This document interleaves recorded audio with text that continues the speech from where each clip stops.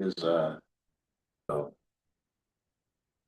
Okay, the chair will call this, January 29th, 2026 meeting of the Board of Commissioners to order. First item on our agenda is we have some minutes that we have to approve. Some are still in draft form, because Janet's been so busy with the subcommittees and doing all this paperwork, so why don't we just move the ones that have been completed? I'd like to move to approve the 20th and the 23rd, January 20th and 23rd. Okay, Some 26 minutes. that's been seconded, okay. Any changes to those minutes? None, okay, all those in favor of adopting, indicate by saying aye. Right. Those opposed, the vote's unanimous.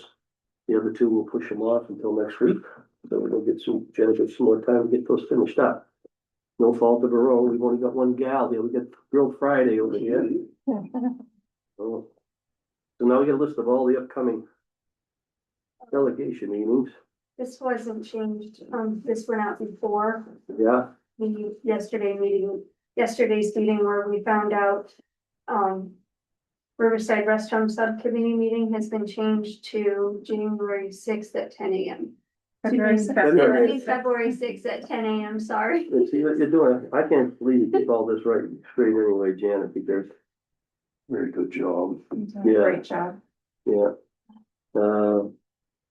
Okay, any questions, guys, regarding those committee meetings? No? Okay, we're going to go over new business to discuss.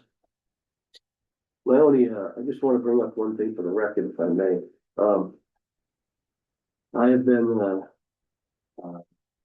in contact with the Warming Center, which continues to operate on a 24-hour, 7-day-a-week basis, which it's been operating like that since, like, 2 weeks from now.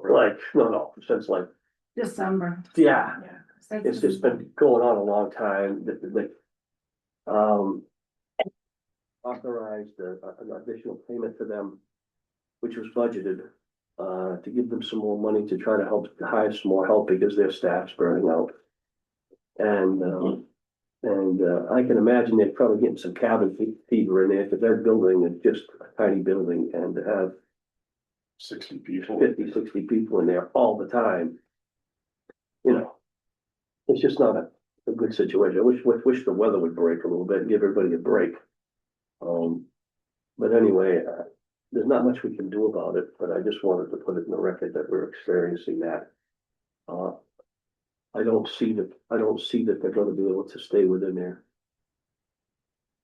their budget allocation, if this weather continues. And I looked at the weather forecast for all next week, and next week is supposed to be Cold. it's gonna be all cold all day long. There's no break, you know? Sure. Okay, now I'm turning and have the city council hat on. Yeah. As a private citizen. Can I take your statement, and I know that I have a city council meeting Tuesday night, and Mayor Grassi, has encouraged us to be more open with the public and different things that are going on within the different segments of the community. Can I Yeah. bring that up and say that there's a good chance that there might be a supplemental appropriation going to be needed? Well, I'm not sure about that part. yeah, we don't know Or about that. give me a message that I Okay, can hear, the so that message is- I don't get okay. you guys in trouble, I don't Yeah. get myself in The trouble. message, this is the message, it's simply put is that the shelter has been activated, okay, I get the message. a lot, okay, so Incredible. we won't, right now, the county's plan, the county has been able to draw down a CFA grant for about $140,000.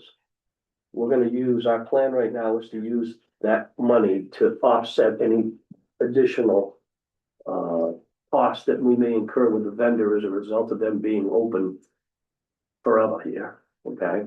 So it shouldn't cost the property tax. We're not gonna go back and ask the property taxpayers for any money. That's the plan right now. Okay, you got me on that, Susan? I got you. Okay, so, but you can let them know that, I mean, our initial plan went out the window. We were hopeful that we were gonna be able to return a portion of that money, and we're still hopeful that we're gonna be able to do that. But, I don't have a crystal ball. None of us do. Why not? Yeah, well, if I could make it, I'll tell you, I'm all for global warming, we just don't have any going on. here. Okay? Wearing my dark Vader mask here, I wish I could. Has a way of ebbing and flowing our environment, so. Yeah, yeah, so you can let them know that, you can let them know that, if you'd like. You got that, so you got a down girlfriend? Girlfriend, I warned you about calling that before. I only do it out of, because I like you, Respect. out of respect, yeah. Okay, we got any other little, old new business to talk about? Brandon, anything? I hate to say it. Yeah. No, continued no COVID and no flu Yeah. for the residents at Riverside. We've had about 10 staff members.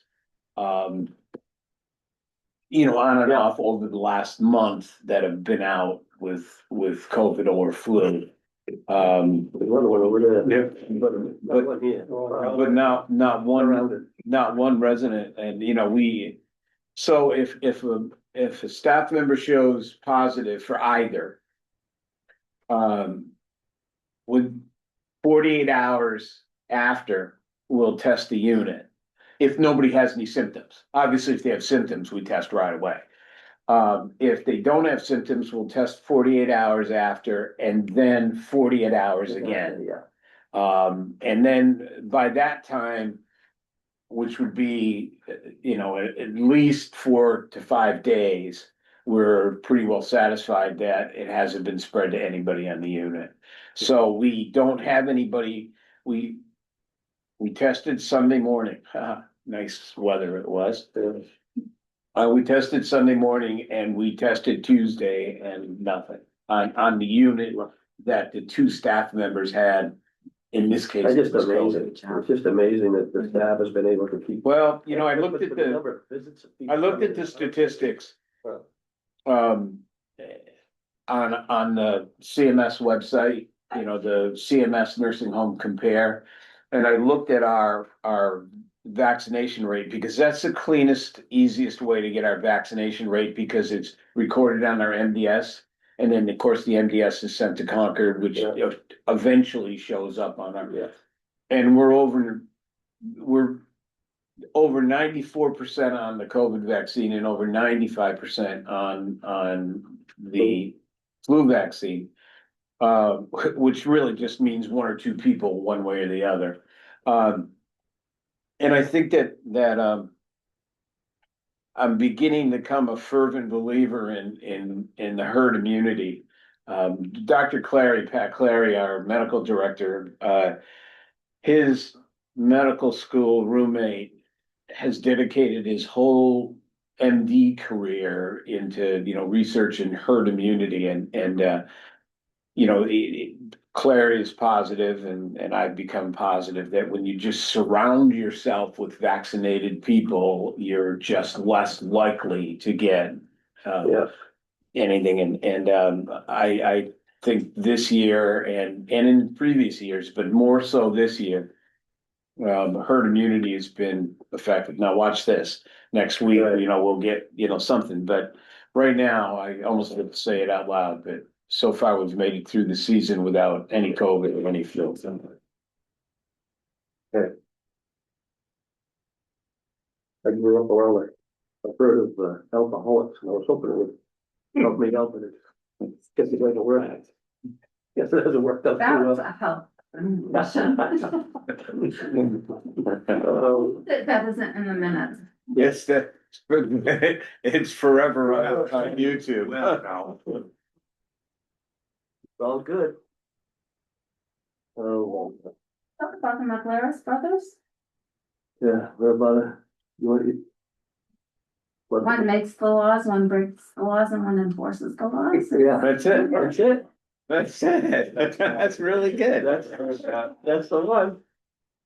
That was coined by Charlie Reynolds when he was chief of police. He said it on the radio one day, an open mic. Well, I never said. Yeah. Well, what happened was this guy, Oh, boy. up in the upper square of Dover, there's the Franklin and the Memorial Block is a horse trough. If you look in the upper square, granite trough, and, Yeah. you know, they used to have a fountain in there, right? And, as a memorial to Joseph, Morrill, who built the building across the street, Moral the Morrill Block, yeah. And, his children put that up in the 1930s. So anyway, there was a big controversy in town. This is how this all came about. And big controversy in town because they were gonna redo the upper square and they took them.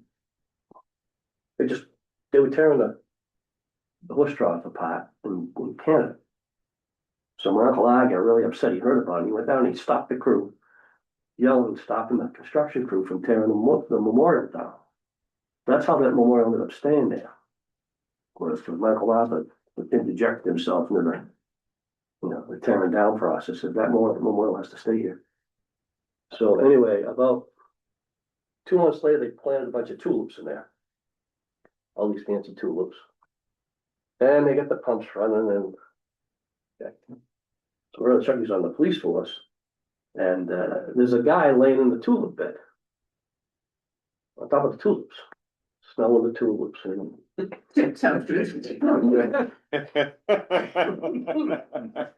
So my brother Chucky comes up with the cruiser and he sees the guy laying in there, and the guy's just, you know, he's buzzing out on the aroma of the tulips. So, Then you can't. no, you can't make this stuff up. So Chucky says, "Hey, get out of that tulip bed." He goes, "Oh, no." He says,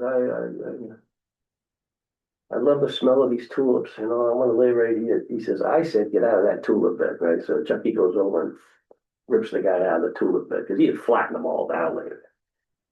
So anyway, Charlie Reynolds was on the radio the following week, and somebody called in and the radio, and he goes, "What? You got an ordinance against me laying in these tulips?" That's what he said to Chucky. And Chucky goes, "Yeah, it's called the McGlarus rule. Get out of there, okay? Get out. Tulips." And he goes, that's where Charlie Reynolds came up with it. That one makes the law, one enforces the law, one breaks the law. Yeah. Oh well, it's a cute story anyway. I always wonder what happened to that tulip smeller. You never know. Never know, right? All right, we got any questions or comments? Oh, the one last thing, Oh, yeah. Mr. Chairman, I'm sorry, we had the first subcommittee meeting yesterday Oh, yeah. of the criminal justice, and it was approved unanimously by the subcommittee. There was some lively discussion. Chris did a great job, Yeah, I heard. talking about, I think we did a good job. you know, the boarding of the ICE inmates and there was about half a dozen, Probably 8 constituents that came and listened to the back and forth, mostly between Chris, myself, and Representative Miller. It was all good. I mean, it was very productive. And I think, Miller's not stupid. well, I also think that, you know, the fact that we've been doing this for 35 years. Yeah. It's not like we started this last week. Right. And if anything, we're actually, the sheriff's department has less involvement, you know, with ICE. The only transportation the sheriff's department does to ICE is to doctor's appointments. And to, you know, emergency hospital visits. That's it. They don't do any transports, and they've never done any apprehensions. Right. So, you know, I think a number of constituents came with the idea of finding out the sheriff's department's involvement. Yeah. So I think they were relieved when they heard that piece of things. So, and Chris has helped me with some documents that we had a friendly Representative Miller and I had a friendly disagreement about what rights the ICE detainees. I'm not talking about the criminals that we hold. Right. You know, the 90. Yeah. I'm rounding that off. Yeah. The 90 people who have been convicted of crimes, served time in jail and are waiting deportation. Right. Not talking about that. Right. Talking about the remaining 40, again, rounding that number off. That, you know, are here, because of, let's call it unreliable paperwork at this point. Yeah. His contention is that they don't have any right to hearings and stuff. Chris has brought me over half a dozen documents from the federal court that Right. deal with those people. Yeah. So I'm gonna forward them off to Representative Miller and just let him know that this is an example of what I was talking about. Which he said I was incorrect, but, you know, we're, if anything. The Supreme Court, last time I knew, when I was, of course, this, you know, of course, as you say, we've been doing this a long time, so I remember looking at it when I wanted to create a program for I remember. citizenship. Yep. And I saw Pathway to citizenship. pathway to citizenship here in Strafford County, and I wanted to do that. Discussed it with the senators and the congressional delegation. They get caught up in the political web of what happens in Washington instead of trying to do the right thing. And interesting part about it was the Supreme Court, and I'm sure Chris saw this in the Supreme Court in 1950, made a ruling saying that if you came into this country illegally, or just came into the country, I don't care how you got here, okay, that you were not entitled to due process, because due process is only held for the United States, for a United States citizen, and they haven't changed any laws since then regarding that, which that's the part that gets everybody upset. And But I will tell you that the courts, have interjected themselves. No matter what the Supreme Court said, the Right. courts have interjected themselves, you mean lower courts, just federal, these are all federal district court. courts, yeah. These are all, they're effect, what Chris did is brought over the 4 federal judges. Yeah, Not the magistrates, but the judges. yeah, He brought over one separate ruling from each judge. yeah. So I can forward them off to I'd like to Representative see them Miller as well. as examples of, I'll make copies. Yeah. I asked Chris to bring them over because we ended up saying we agree to disagree. Yeah. About what rights, I mean, if somebody is taken into custody and they waive their right to Right. return Yeah. home, then they're going to return Right. home. If they want a hearing, Yeah. my contention is they'll get a hearing. Yeah. And these are 4 examples of that. Right, But I mean, it's like, you know, pleading guilty to something. If you're gonna plead guilty, you know, you're gonna get a sentence, but you're not gonna get a full-blown trial if you're pleading guilty. So, right. you know, it's not dissimilar to that. So I'll forward that off to Representative Miller, and I'm not sure that'll satisfy his beliefs, but it will at least give him an idea of where I was coming from when we had that debate. Yeah, it's at the end of the day, it's Congress that hasn't done its job. If the last real immigration reform package that I've seen, at least through Congressional Budget Office, was 1956. That's like, well, 70 years ago. Okay, they just haven't wanted to touch it, and that's the sad part about it. And so I'm glad we're going to continue to take care of these people, because, I think we do a good job. Having those prisoners over there made us a better facility. We've learned a lot over the years, and they're gonna go somewhere. I will, Chris won't say this, so I'll say it. On Friday, in the late afternoon hours, a federal public defender, a U.S. attorney, deputy U.S. attorney reached out to me. and it said about the release of somebody from the House of Correction, and it was an immigration inmate. Correct. And somehow the judge was left with the impression that we couldn't release him until Saturday, which is ridiculous. You know, we release Right. people.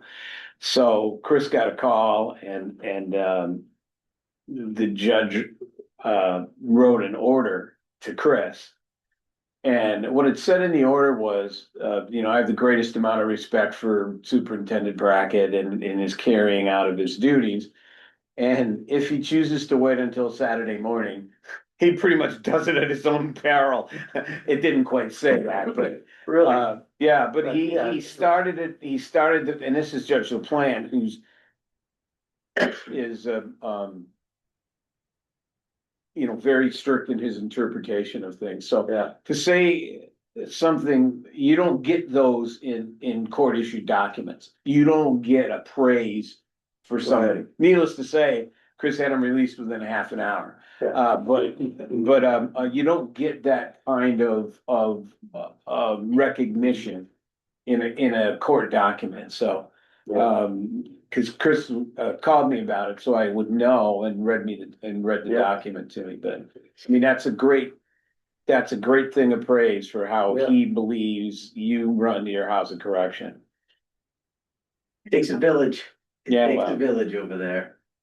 But it starts does. with it starts with the mayor of the village. you know, So anyway, I'm all right, that's all I have, Mr. Chairman. all right, I'm done too. Okay, got any other old new business, you guys? No? Questions or comments from the public? Yes. Okay, Okay, so, recent Foster's article, because there's been a lot of stuff in Foster's and the Union Leader of, other communities or other counties, doing pretty much like what we do with the ICE detainees. And in Foster's, it was in there that we had received a $10 million payment.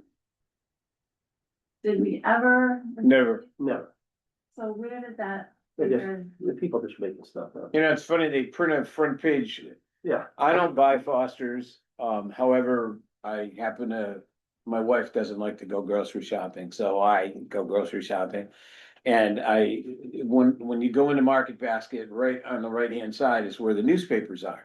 So I saw the lead off article in the newspaper regarding Rockingham County's. Well, it's Rockingham, Merrimack, Epping was looking at something. I mean, there's a number of communities, but buried in that article, I know, the Rockingham County Commissioner, Tom Tombarolo, who's from Sandown. Yeah. Worked there for many years. Yeah. He had some questions, and it was within that where that $10 million. So I'm just kind of curious where yeah, Got that me. might have. I don't know the sources of the article. But what it could be is that when Immigration and Customs Enforcement or the US Marshal Service or the Bureau of Prisons decides that they're gonna work with an entity, they have to allocate a certain amount of money that will be able to be paid to that entity for the services under that contract. And so I suspect that perhaps what they did is they said, we would pay no more than $10 million to, in this case, if you're saying that it was Strafford County. However, we don't have the ability to say, well, it's in the Yeah. contract, give us some money. Give us It some has to money. be Okay, so it was a. You have to earn an it. appropriation or an allocation. Right, exactly. That's That what I- amount of money. without It- being able to see exactly what it said in there or what they were citing. That's my only speculation that I can make. I kind of thought about that, but then again, how do I say this politely, politically? Somebody reading it could think that we got $10 million and we're not showing it on the books. yeah. Yeah, well, wouldn't that be nice? Yeah, that'd be great. It'd be really good. Get on the phone, have them send it to us, you know? The second issue, I have to be kind of careful about, but, last week I got this random email. And I think I need to talk to somebody about it. Mhm. I don't wanna go into a lot of detail, but George, if you had just a couple of minutes, Yeah. I can Okay, show it to you. Yeah. Don't know why I got it, but, it's a little concerning. oh, interesting. Yeah, there's meetings, Or you can give me a call, whatever, it's, well, but I just you feel want- that- you- Probably better to do it now, that way all three commissioners will Yeah. be here if Right. if it's an issue. Well, we just go into, yeah, I need to find it, well, my problem is we've got a 9:30. yeah, I understand, so So, if can you we- wanted to can give me I- a call. yeah, just Um, leave, did you got her phone number? Oh, yeah. Oh, Okay. I'm sure it's got it, Okay, all right, and I'll give you a call right after the meeting. Yeah. Okay, and then you can um, forward it to me if you'd like. Forward to all three of us, that's all. Yeah. I ain't got any secrets. Unless I'm wearing a Batman uniform or something. Are that right? I'll never forget it. Checking out of closet. Yeah, oh, and then I also had, for like about the last month or so, the county commissioner meeting agendas have been rather on the light side. yeah, So I've been trying to keep up with this solar stuff, and I know that Diane was supposed to have that meeting. yeah. Never Is went, that like a, yeah, I never went anywhere yet. They have some information for us, we have to just get back to them to Right. set up a time to receive that information. So Yeah, we The will, agendas have been light simply because we're waiting, we're kind of. well, the other The part, normal thing, we're in a holding pattern. well, the other part is too, they've been non-public because we've been wrapping up union negotiations. Cause you know, with the 4 unions. things continue to function in the county over and above that? Yeah, yeah. and we've settled with all 4 unions. It just now is pending the, approval by the delegation. Yeah.